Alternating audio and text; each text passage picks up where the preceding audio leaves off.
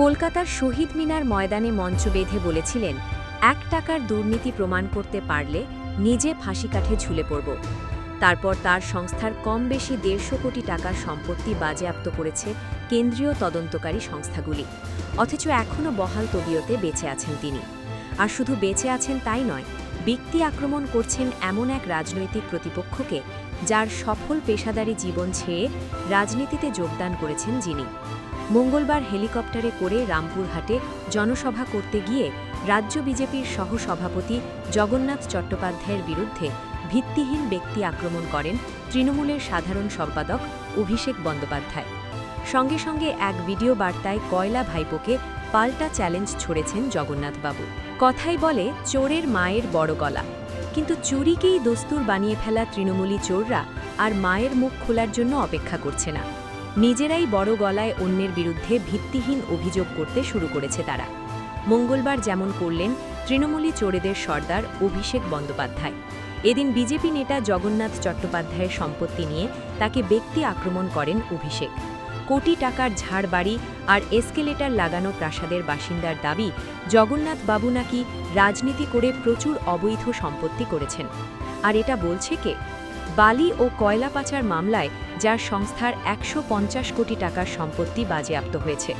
শিক্ষক নিয়োগ দুর্নীতিতে সিবিআই-এর প্রকাশ করা অডিও ক্লিপে যার নাম বারবার শোনা গিয়েছে বলে অভিযোগ, যার বিরুদ্ধে বিদেশে টাকা পাচারের অভিযোগ রয়েছে। এক পা জেলে দিয়ে বসে থাকা সেই কয়লা ভাইপো জগন্নাথ বাবুর নামে কি বলল একবার শুনুন। রাজ্য কমিটির মেম্বার জগন্নাথ চট্টোপাধ্যায়, তার বিরুদ্ধে বিজেপি কর্মীরা লিখিতভাবে বিজেপির সর্বভারতীয় সভাপতিকে বলছে সিউড়িতে প্রচুর সম্পত্তি করেছে, কলকাতায় রাজারহাট নিউ টাউনে ফ্ল্যাট কিনেছে। আমি বলছি না, বিজেপির কর্মীরা বলছে।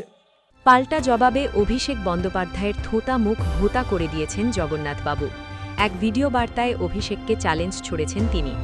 আঞ্চলিক দল তৃণমূল কংগ্রেসের সর্বভারতীয় সাধারণ সম্পাদক অভিষেক বন্দ্যোপাধ্যায়ের উদ্দেশ্যে তিনি বলেন, রাজ্য কমিটির মেম্বার জগন্নাথ চট্টোপাধ্যায়, তার বিরুদ্ধে বিজেপি কর্মীরা লিখিতভাবে বিজেপির সর্বভারতীয় সভাপতিকে বলছে সিউড়িতে প্রচুর সম্পত্তি করেছে, কলকাতায় রাজারহাট নিউ টাউনে ফ্ল্যাট কিনেছে।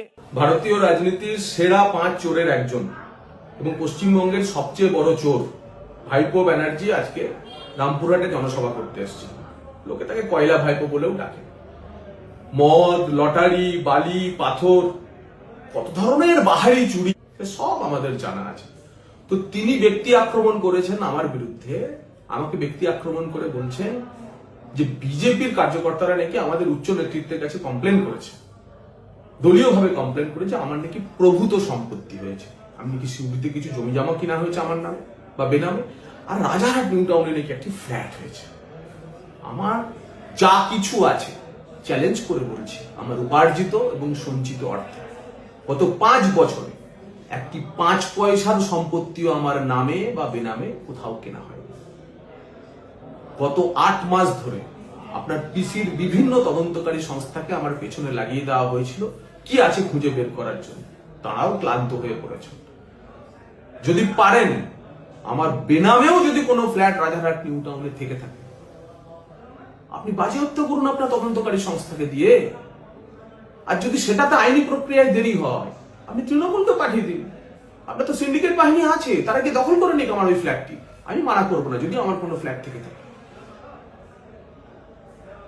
আর জমি বা ইত্যাদি নিয়ে যা কথা বলছেন, আপনাকে প্রমাণ করতে হবে সেসব সম্পত্তি ইত্যাদির সঙ্গে আমার কোনো সম্পর্ক আছে আর্থিকভাবে বা অন্য কোনো ভাবে। যদি প্রমাণ করতে না পারেন, তাহলে আপনাকে যেখানে নিয়ে যাওয়ার আর কয়েক মাসের অপেক্ষা আমরা নিয়ে যাব। আপনি অন্যের বিরুদ্ধে এভাবে সোশ্যাল মিডিয়ার গসিপের উপর যে অভিযোগ তুলছেন, তার পরিপ্রেক্ষিতে আপনাকে আমি 3টি প্রশ্ন করতে চাই। এক, এই যে বলছেন না রাজারহাট নিউ টাউনের ফ্ল্যাট, আমি আপনাকে প্রশ্ন করতে চাই, শ্রীলাল গম্ভীর আর মানেকা গম্ভীর 21 নির্বাচনের আগে যে পালিয়ে গেল, দুবাইতে গিয়ে কোথায় উঠেছিল? ওই প্রপার্টি কার প্রপার্টি? ওটা দুর্গাপুরের কয়লা মাফিয়ার কিনে দেওয়া BMW গাড়িগুলি কার নামে রেজিস্ট্রেশন হলো? কে চড়লো? জবাব দিতে পারবেন আপনি? লালাবাবুর টাকায় ব্যাংককে জমা পড়লো তার চার্টার্ড অ্যাকাউন্টেন্টের মাধ্যমে, সেই অ্যাকাউন্টের সঙ্গে আপনার কোনো রিলেশন ছিল কি?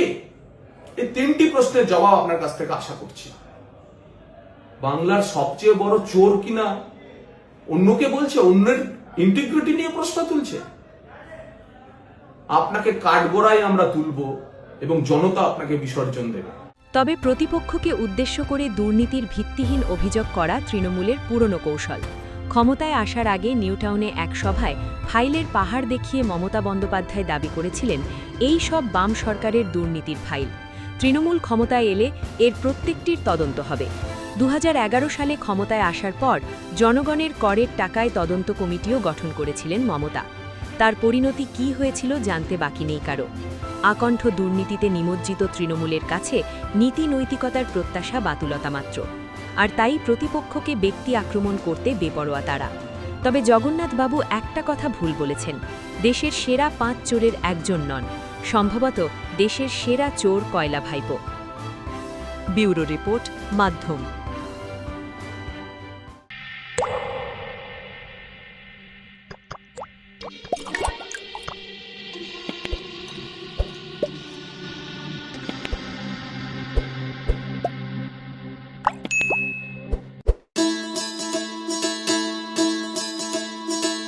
गरीबी मिटेगी, समृद्धि बढ़ेगी।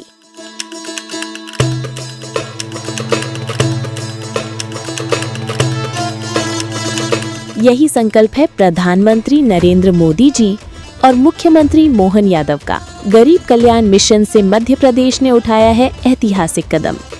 संबल 2.0 के तहत 1.75 करोड़ श्रमिकों का पंजीयन और गिग वर्कर्स भी अब लाभान्वित। हजारों श्रमिक परिवारों को 224 करोड़ का भुगतान।